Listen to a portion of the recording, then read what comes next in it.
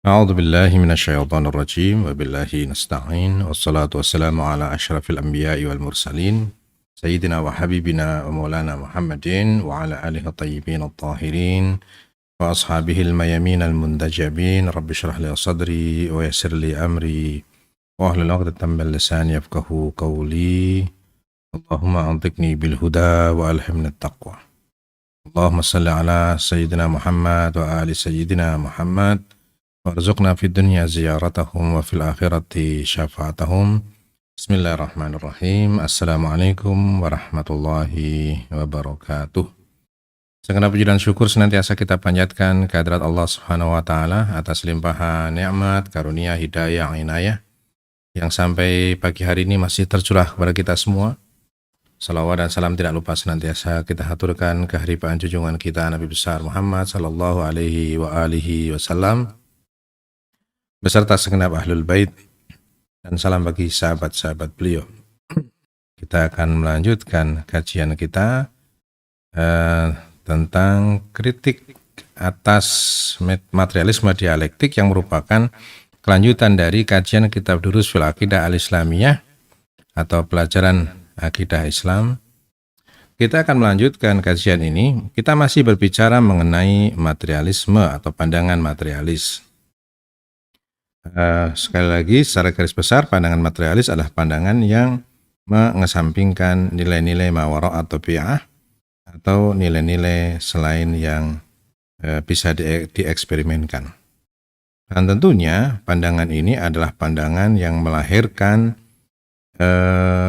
madhab filsafat, madhab filsafat yang merupakan reaksi dari kondisi-kondisi, karena nanti kita akan melihat bahwasanya pandangan-pandangan filsafat itu nanti sangat besar pengaruhnya karena diterapkan kepada masalah sosial, digunakan untuk mentafsirkan kondisi sosial tertentu, dan bermunculannya pandangan-pandangan filsafat yang berhubungan dengan filsafat yang nanti pada gilirannya akan menjadi filsafat sosial, itu melahirkan banyak sekali madhab sebagaimana saya katakan tadi. Termasuk diantaranya yang kita kenal adalah materialisme mekanik atau mekanis ya. Jadi materialisme mekanika adalah satu pandangan di mana alam ini itu seperti mesin yang sangat besar yang terdiri atas banyak sekali roda gear ya, yang mana ketika satu bergerak dia akan menggerakkan yang lain, yang pada gilirannya akan menggerakkan yang ketiga, yang keempat, dan seterusnya, sehingga bergerak secara sangat-sangat mekanik ya, seperti mesin lah pokoknya, saling menciptakan mekanisme tertentu yang menggerakkan sesuatu yang barangkali jauh tapi dengan perantaraan hubungan roda-roda gear ini. Permasalahannya adalah pandangan ini juga menyatakan bahwa ada kekuatan yang lain yang menggerakkan, yang merupakan penggerak utama sebelum mesin ini bergerak dengan sendirinya. Gergaji mesin ketika dia sudah berputar, dia akan terus-menerus berputar. Tapi dia berputar karena ada yang menarik, yang menyalakan gergaji mesin itu. Yang kemudian ini banyak mendapatkan kritik karena di situ ada satu keyakinan bahwa ada sesuatu yang lain selain materi ini yang merupakan muharikul ula atau penggerak pertama. Sehingga itu yang kemudian kita sebut dengan wajibul wujud. Nah, melihat lemahnya pandangan ini, maka muncullah pandangan yang saya kira merupakan reaksi daripada pandangan yang pertama, yaitu yang sering dikenal dengan materialisme dialektik atau dialektis atau dialektika, di mana di sini kekuatan tidak muncul atau muharik penggeraknya tidak muncul dari luar materi, tapi merupakan reaksi dari sekumpulan materi yang ada sehingga menciptakan sesuatu yang lain. baik itu karena pertentangan yang kemudian menciptakan sesuatu yang lain. Nanti kita akan melihat beberapa dasar daripada materialisme dialektik ini, misalkan nafyu nafi, misalkan bertemunya saling menafikan nafyu nafi sama dengan isbat. Kalau dalam matematika kita temukan minus minus sama dengan plus, ya. Nanti ada tesa, ada antitesa yang melahirkan sintesa misalkan, dan lain sebagainya. Nanti kita akan pelajari tentunya dengan sangat ringkas sesuai dengan apa yang disampaikan oleh Ayatullah Misbah Yazdi sehubungan dengan materialisme dialektik ini. Jadi yang akan kita paparkan adalah gambaran secara ringkas saja mengenai materialisme baik mekanik ataupun dialektik. Nah, dan tentunya masukan dari para ustadz, pakar di bidang filsafat akan sangat membantu, insya Allah. Kita sudah sampai kepada pelajaran yang ke-15. Tanpa terasa kita sampai pada pelajaran ke-15, Al-Madiyah Ad-Dialektikiyah atau materialisme dialektis. Aradun wa naqdun, pemaparan dan juga kritik terhadap materialisme dialektik. Pembahasan pada bab ini atau pada daras ini, pelajaran ini yang ke-15 berputar atau seputar al-madiyatul mekanikiyah wa dialektikiyah, tentang materialisme mekanika dan dialektika. Kemudian ada aslut tadad, dasar pertentangan wa munaqasyatuhu, dan juga kita akan memperdebatkan masalah tadad. Tadad itu pertentangan. Jadi nanti kan ada perubahan kalau dalam dialektik itu ada perubahan kuantitas akan nanti lama-lama akan menciptakan perubahan kuantitas. Bahkan bahwa kamiyah itu akan menyebabkan perubahan kamiyah menyebabkan perubahan kaifiyah. Kemudian ada aslut tofroh, loncatan, pokoknya proses ini kadang mengalami loncatan. Selain evolusi juga kadang terjadi revolusi. Kemudian aslu nafyun nafi, wa munaqasyatuhu. Ya, ini tentang nafyun nafi, minus sama dengan plus. Ya. Nanti kita akan bahas seperti apa yang disampaikan oleh Ayatullah Misbah Yazdi. Kita akan lihat dalam kitab ini pada kajian kita pagi hari ini. Nah, al-madiyatul mekanikiyah wa dialektikiyah, materialisme mekanika dan dialektika. Innalil madiyah madzahib wa tijahat mukhtalifah, sesungguhnya di dalam pandangan materialisme itu memiliki banyak madhab atau ada banyak madhab dan juga pandangan-pandangan yang bermacam-macam. Wa kullu wahid minha yufassir hudutsal kaun wa dhawahirahu bi tariqatin muayyanah. Masing-masing dari pandangan itu mentafsirkan proses terjadinya alam semesta dan juga kenampakan-kenampakan dengan cara-cara tertentu, dengan argumentasi dan teori-teori mereka tertentu. Wa fi bidayatil asril hadits fassara al-madiyun, dan pada awal abad-abad belum lama ini al-hadis, sekitar abad 20, fassara al-madiyun, kalangan materialis mentafsirkan istihya minal mafahimil fiziaiyatin newtoniyah, dengan terinspirasi dari pemahaman fisika ala Newton, menafsirkan tentang proses terjadinya kenampakan alam semesta ala wifqi al-harakatil mekaniyah, menafsirkannya sebagai gerakan mekanika atau gerakan mekanis yang menyatakan bahwasanya bi anna kulla harakatin musabbabatun an quwwatin muharrikatin muayyanah, bahwasanya setiap gerakan disebabkan oleh kekuatan yang menggerakkan, kekuatan tertentu yang menggerakkan. Setiap gerakan ada yang menggerakkan. Tadkhulul jisma al-mutaharrik minal kharij, yang masuk kepada benda yang bergerak itu minal kharij, datangnya dari luar, ada kekuatan luar. Kalau gergaji mesin tadi itu ada yang menarik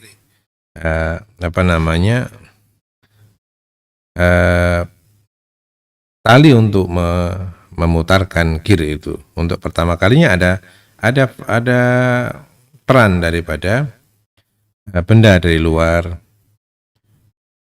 yang merupakan muharrik pertama. Ay annahum tasawwaru al-alam ala dhahmah. Ay annahum tasawwaru al-alama alatan dhahmatan. Atau dengan kata lain, mereka menggambarkan alam ini seperti mesin yang besar. Tantakilul quwwa al-muharrikah, yang kemudian berpindahlah kekuatan penggerak laha min juz'in ila akhar, dari satu bagian ke bagian yang lain, dari satu gear ke gear yang lain. Wa yu'addi dzalika ila harakati hasyamilah, yang ketika itu saling berhubungan menjadi sebuah mekanisme saling berhubungan satu sama lain, antara satu roda gear dengan roda gear yang lain, terjadi gerak, kemudian ikut yang lain ikut bergerak terus sampai jumlah yang tidak terbatas, semuanya bergerak secara mekanik, menciptakan sebuah mekanisme tertentu.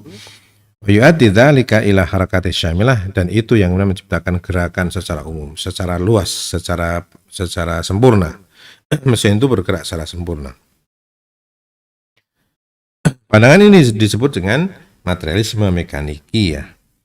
Waqad sumiyat hadhihi an-nadharah, dan pandangan ini disebut sebagai al-madiyatul mekanikiyah, materialisme mekanis.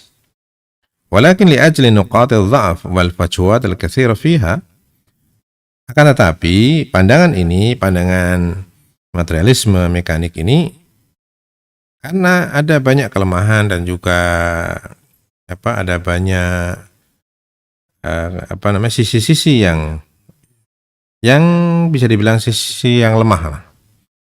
Naqashahal mu'ariduna laha, maka banyak orang yang kemudian mengkritik pandangan ini, kalangan materialisme yang lain yang menolak pandangan ini. Kalau saya kira pandangan Islam tidak akan menolak, karena memang pandangan Islam yakin ada kekuatan yang di luar yang kita lihat ini, mawara'at tabi'ah, di luar mesin itu ada kekuatan yang merupakan muharrik atau penggerak utama dan pertama yang menggerakkan mesin itu. Wa min hadhihi nuqat, di antara kelemahan dari materialisme mekaniki ini, idza kanat kullu harakatin musabbabatan an quwwatin kharijiyah, jika setiap gerakan disebabkan oleh kekuatan dari luar, fala budda ayyuftarat wujudu quwwatin muharrikatin aidan, maka harus juga dipertimbangkan, artinya harus juga diyakini adanya wujud atau wujudnya kekuatan yang menggerakkan juga, artinya kan dari luar, bukan dari mesin tadi itu, bukan dari mekanisme yang ada. Li harakatil madah al-awwaliyah lil alami aidan, jadi harus ada wujud penggerak yang lain untuk menggerakkan madah awaliyah atau materi awal bagi alam ini. Takhalat hamil kharij, yang keluar dari atau yang datang dari luar, maaf.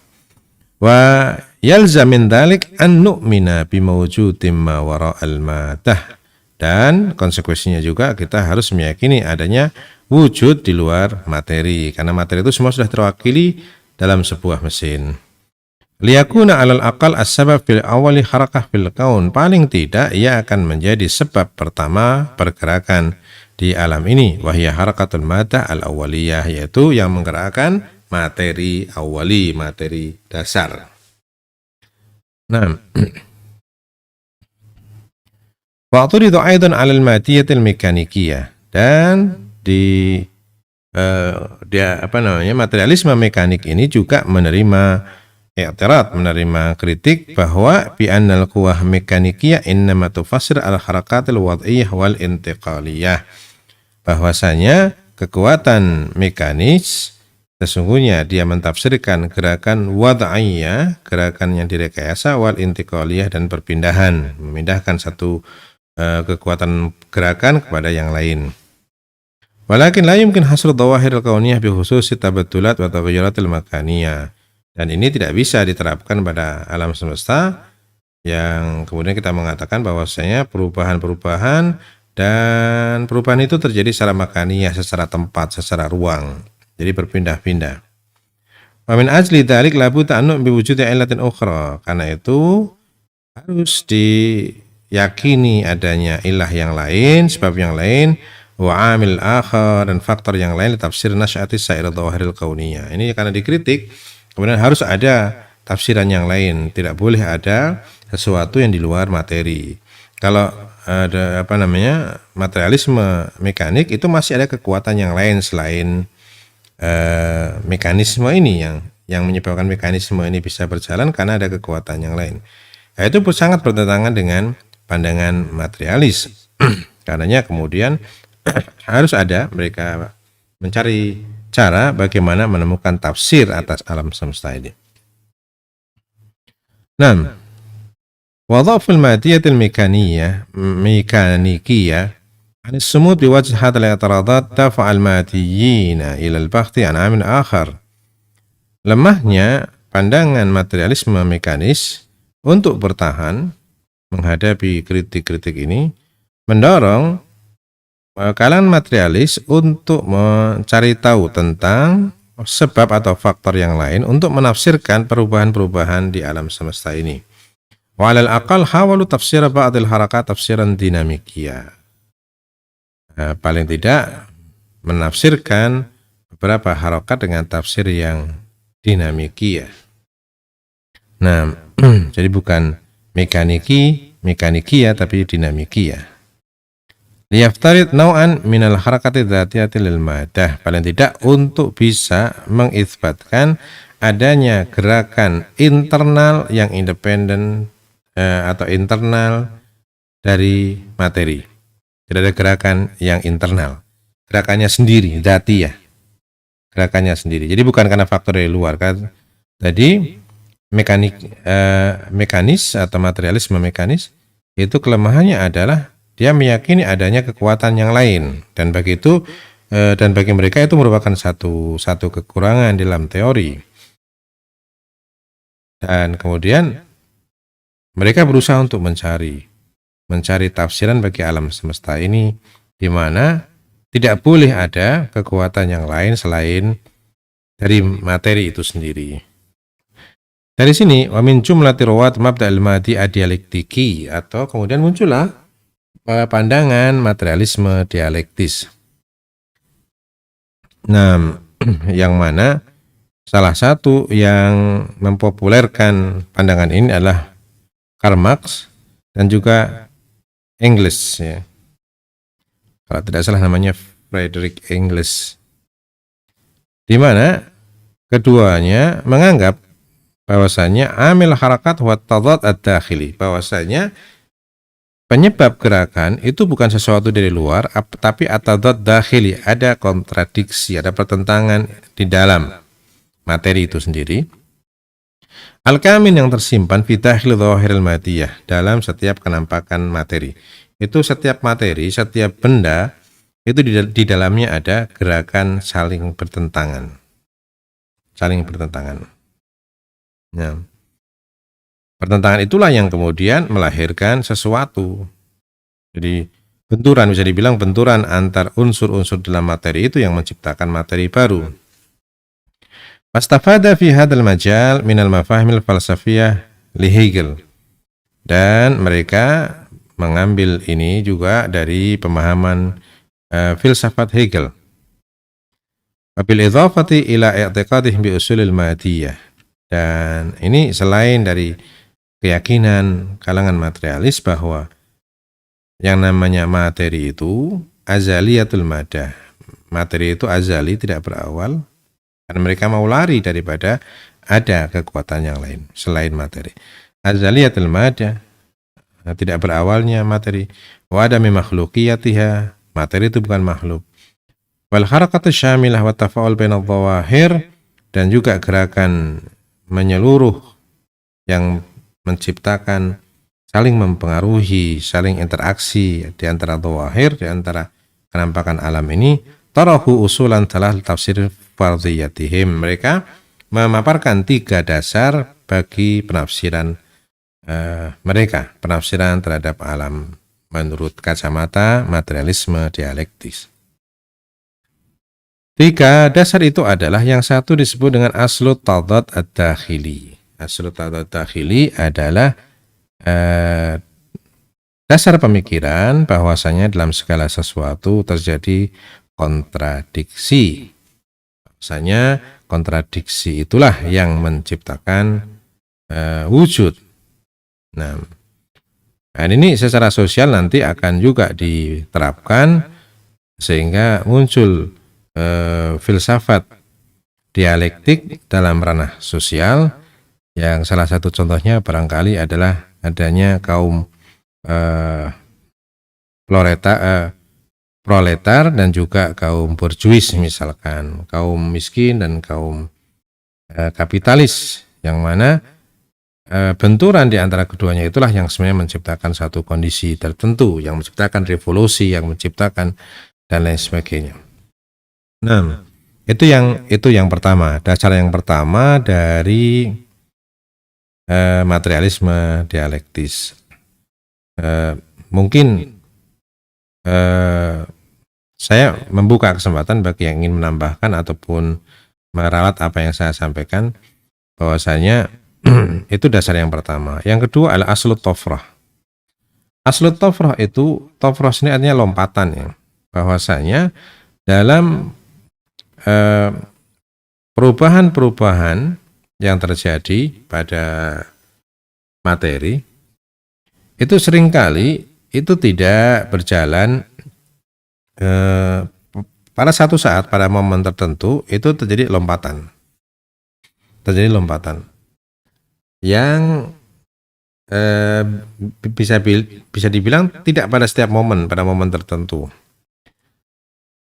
Jadi ketika kita melihat dasar pemikiran tofroh atau lompatan ini kita melihat bahwasanya mereka mengatakan ada perubahan kamiyah, perubahan kuantitas yang pada satu momen tertentu ia menciptakan perubahan kualitas atau kaifiyah. Ya, jadi dia tidak hanya kuantitasnya tapi kualitasnya. Kalau di dalam ilmu kimia atau fisika kita temukan, misalkan sebagai contoh, sekali lagi boleh tidak sepakat dengan contoh ini. Jadi misalnya ketika air itu dipanaskan sampai misalkan dari mulai dingin kemudian dipanaskan sampai 99 derajat Celcius, itu terjadi perubahan, tapi perubahannya kuantitas. Yaitu apa? Berkurangnya air. Tapi kemudian pada suhu 100 derajat maka terjadi perubahan secara kaifiyah, secara bentuk, secara kualitas. Bahwasanya ada uap air sekarang. Jadi perubahan. Ini yang kemudian menjadi dasar daripada, salah satu dasar daripada materialisme dialektik, bahwasanya perubahan di dalam kamiyah, perubahan di dalam kuantitas suatu saat pada momen tertentu akan menciptakan perubahan di dalam kualitas. Ini yang kemudian diterjemahkan di dalam sosial, bahwasanya itulah dari taldo, dari dari pertentangan antara kaum buruh dengan kaum borjuis misalkan, itu pada satu saat itu kan perubahan kamiyah pada suatu menciptakan loncatan yang mungkin disebut dengan revolusi. Terus demikian rupa terjadi sehingga kita lihat dalam masyarakat terjadi perubahan-perubahan seperti itu. Nah, jadi perubahan kuantitas itu menjadi kualitas, karena kita ketahui bahwasanya kan ada 2 jenis perubahan, yakni perubahan kuantitas dan perubahan kualitas. Perubahan kuantitas itu adalah perubahan yang hanya menyentuh besaran dari satu hal atau benda.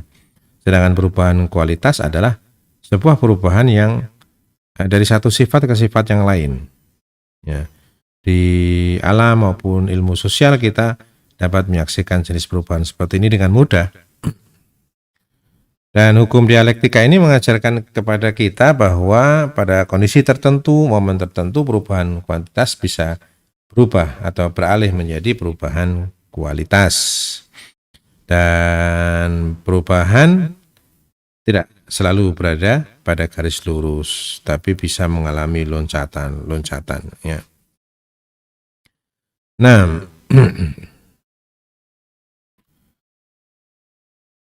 ala kulli hal. Kemudian itu aslu tafroh. Aslu tadad jelas, aslu tafroh kita jelaskan. Aslu nafi au mabda tatawurid tabi'ah. Jadi minus menjadi plus gitu.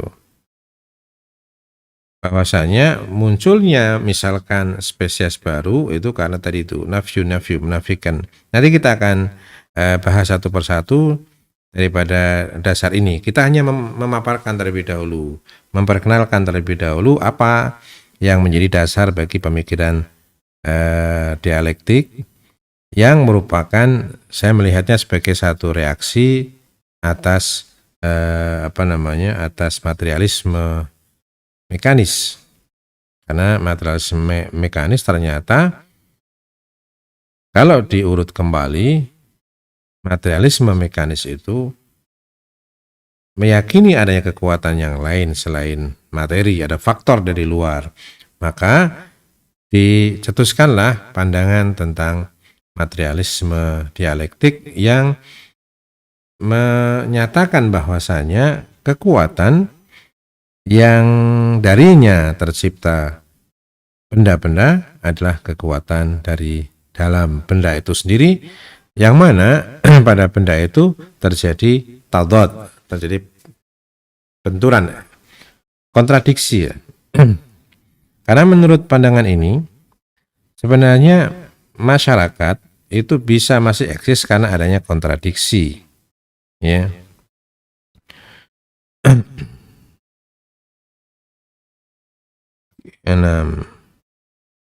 Itu karena adanya kontradiksi. Atau seringkali juga sering disebut sebagai hukum dialektika.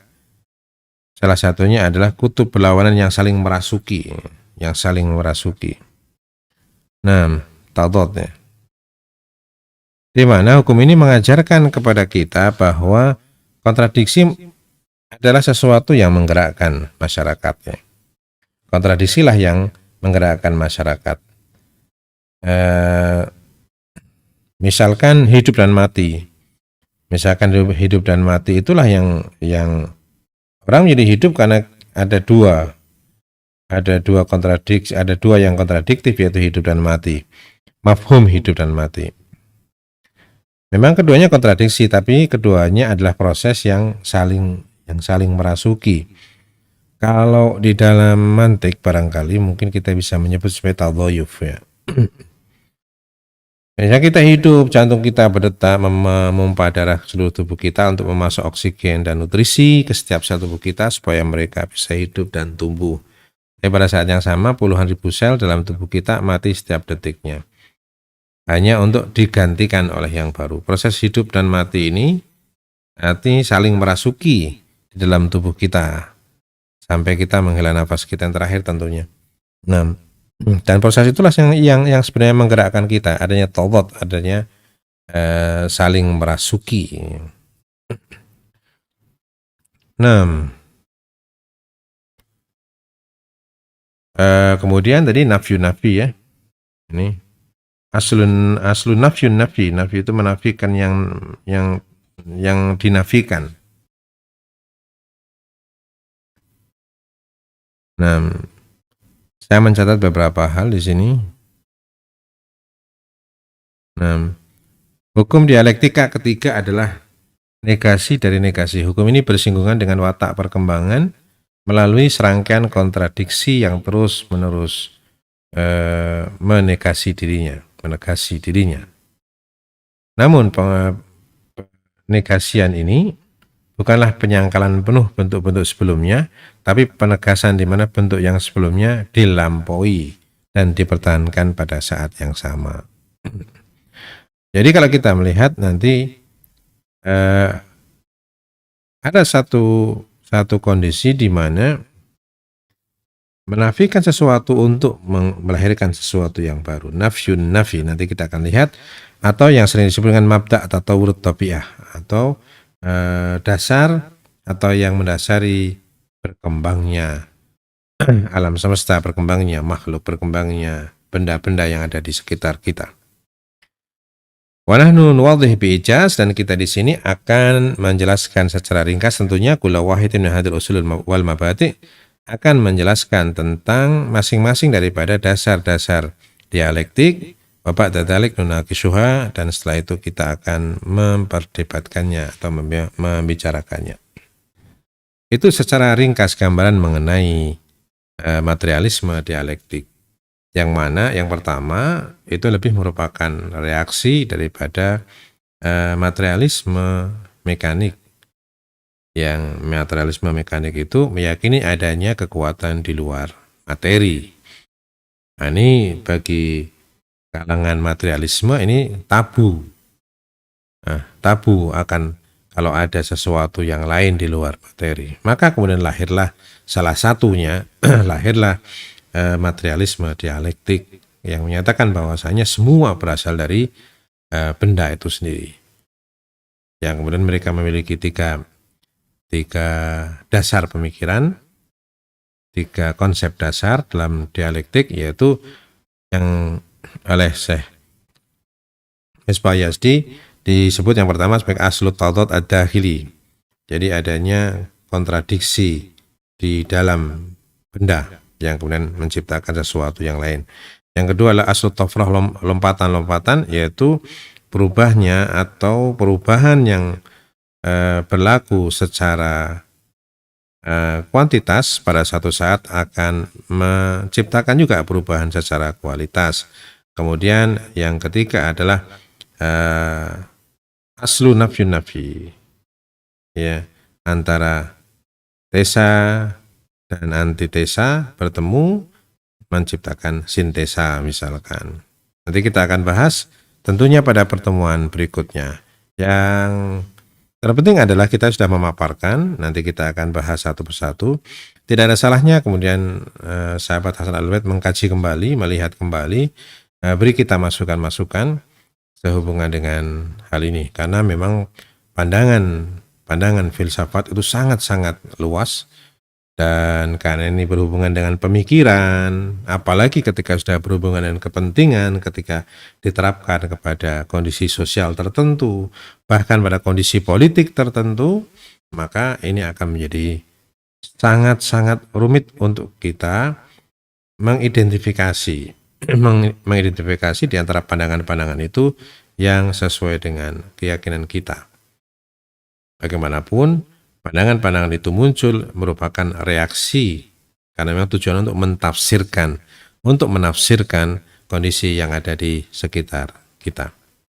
Sahabat Hasan Al-Bait yang dirahmati Allah Subhanahu wa taala, tentunya masih banyak yang harus kita bahas sehubungan dengan pemikiran-pemikiran materialisme ini. Insyaallah kita akan lanjutkan pada kajian berikutnya. Insyaallah pada bagian yang ke-32 insyaallah mengenai kritik. Ini sebenarnya kita belum sempat untuk mengkritik materialisme dialektik atau usul-usul dasar-dasar materialisme dialektik.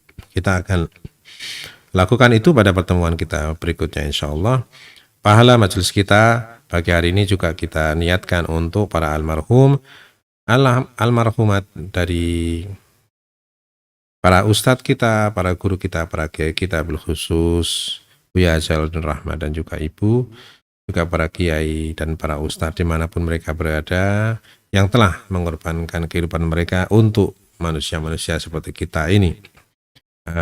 Alhamdulillahirabbil alamin. Astaghfirullahaladzim. Wassalamualaikum warahmatullahi wabarakatuh.